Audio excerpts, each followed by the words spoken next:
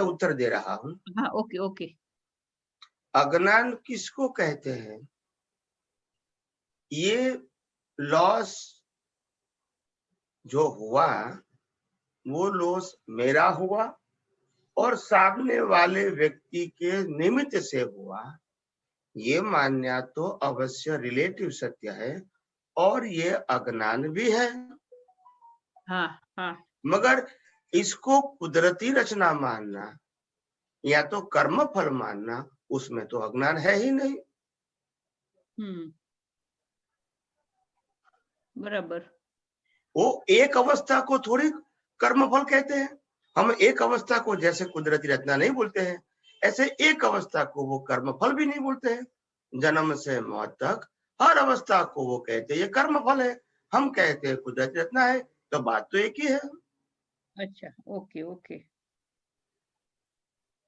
अच्छा, तो इस वो सोनेरी सूत्र में ऐसा लिखा था, मुझे लगा डिफरेंस है, बट अभी ऐसे वाइड में देखे अज्ञान का मतलब होता है आपने रिलेटिव सत्य को सनातन सत्य माना, यानी रिलेटिव सत्य को ही आपने परमानेंट ट्रूथ माना, वो आपकी दृष्टि का अज्ञान है।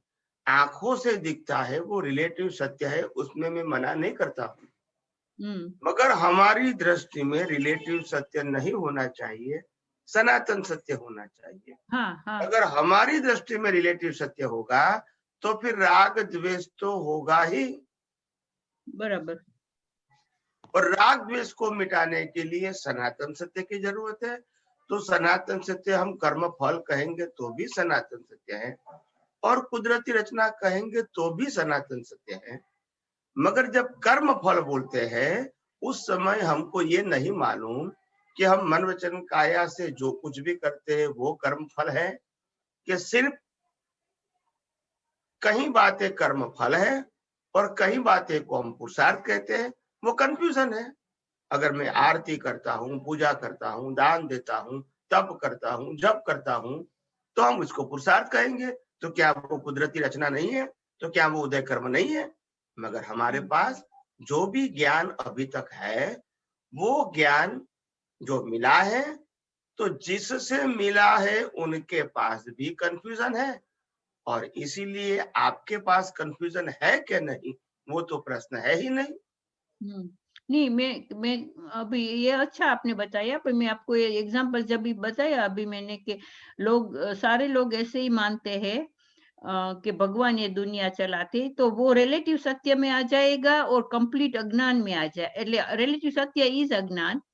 So is that true? अच्छा, मैंने बोला नहीं, ना कि समझा नहीं। अगर भगवान दुनिया चलाता है, ऐसा भी अगर हमको मानना है, हमको नहीं, मान के ऐसे मानना है। लोग मानते हैं। नहीं, अगर लोग मानते हैं तो कोई बात नहीं, एक दृष्टिकोण से सही है, एक दृष्टिकोण सही है, दूसरी दृष्टिकोण सही नहीं है। रिलेटिव अगर सत्य है। आपने कहा कि अगर ये भगवान दुनिया चलाती है, दुनिया भगवान चलाते हैं, अगर वो भी मानते हैं, तो भी किसी के साथ किसी को दोषी देखना और राग द्वेष करना, वो तो आपका अधिकार नहीं बनता है। नहीं, कभी नहीं। मगर वो भी आप सही नहीं समझे। जितनी बातें आप करोगे वो हम सही नहीं समझे ना, मगर क्योंकि समझाने वाला सही नहीं था, तो आप कैसे सही समझोगे? ओके। उनके पास ही द्वंद्व ज्ञान है, द्वंद्व। भगवान चलाता है वो भी बराबर है, वो भी मानो, और तब जब आपको करना पड़ेगा वो भी मानो। अभी क्या होगा? अभी क्या होगा? लाइन ऑफ डिमार्केशन कौन बनाएगा कि कौन भगवान का, कौन सा काम भगवान का है और कौन सा पार्ट तुम्हारा है? कोई लाइन ऑफ डिमार्केशन है? नहीं है। और इसीलिए दुनिया ऐसी चलती ही रहेगी और चलती रही है। जहां तक अनुभवी ज्ञानी पुरुष नहीं मिलेंगे, वहां तक वो लाइन डिमार्केशन नहीं बताएंगे कि ये काम कुदरत का है और ये काम तुम्हारा है।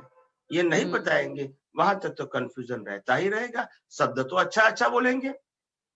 कई लोग मेरे को कहते हैं कि स्वामी जी तुम जो बोलते हैं, मोक्ष की बात करते हो, पुरुषार्थ की बात करते हो, कर्म की बात करते हो, ये सब बातें तो अन्य धर्म में भी बताई गई है, ये शब्द तो अन्य धर्मगुरु भी बोलते हैं।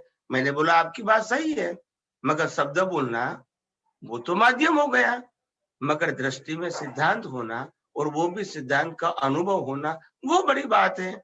शब्द बड़ी बात नहीं है, शब्द तो एक्सप्रेस करने का मात्र मीडिया है। सही है। मगर शब्द बोलने वाले के पास अनुभव होना चाहिए, वो इम्पोर्टेंट है। ओके। जैसे कृष्ण भगवान ने अर्जुन को गीता समझाई, वो ही गीता को मैं समझाता हूं, तो क्या मैं कृष्ण बन गया? नहीं। तो मैं तो अपनी दृष्टि से समझा रहा हूं और कृष्ण ने तो अपने अनुभव से बताया था। तो शब्द तो एक ही रहेंगे ने, जो कृष्ण भगवान ने बोला है वही शब्द मैं बोलूंगा गीता का, मगर शब्द बोलने वाले के पास, जो कृष्ण भगवान के पास दृष्टि थी, वो आज बोलने वाले के पास नहीं है। नहीं है। तो जब बोलने वाले के पास नहीं है तो सुनने के वाले के पास कहां से आएगी? अच्छा। और ये फिर अज्ञान का चक्कर चलता ही रहेगा, चलता ही रहेगा, चलता ही रहेगा, इसका एंड नहीं होगा जहां तक अनुभवी पुरुष नहीं मिलेंगे। ओके। हम्म।